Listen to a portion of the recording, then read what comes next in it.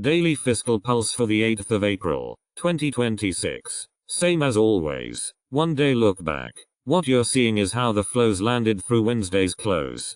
Let's start with what's dominating the headlines before we look at the data. The dominant theme is Iran-Middle East conflict. Headlines around Iran attacks on crucial Saudi pipeline and production facilities/kingdom's oil output are setting the tone, and that's clearly feeding into price action. With that as backdrop, let's turn to what the fiscal data shows. Notable spending day. Turning to the flows, net transfer came in at $31.4 billion, with household transfers accounting for the bulk of the move at $33.4 billion. That's meaningful liquidity being pushed into the system. Interestingly, prices pushing through the headwind. ES futures closed at 6,824, holding above the 20-day moving average at 6,634. The broader 20-day range spans about 492 points. Prices holding up despite the fiscal headwind. The pace has been fairly steady. The 5-day average sits at about $7.8 billion per day, close to the $8.3 billion 20-day average. No major shift in how much liquidity is reaching the system.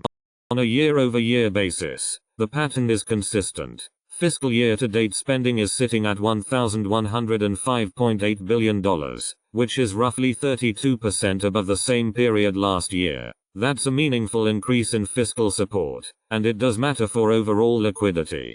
If you're thinking about the long side, the fiscal setup deserves a mention. The fiscal environment here isn't exactly providing a tailwind. Our conditions gauge is currently at -60. That said, the historical context is worth noting. We've seen this type of setup many times before, and despite softer liquidity, the S&P has still averaged around plus 0.9% over the following month. Markets don't move in a straight line with liquidity. They can, and often do, grind higher anyway. The positioning data adds some color here. Leveraged funds have continued to build long exposure while margin debt is sitting in the 96th percentile. That's elevated. Historically, levels like that tend to act more as a warning sign than a green light.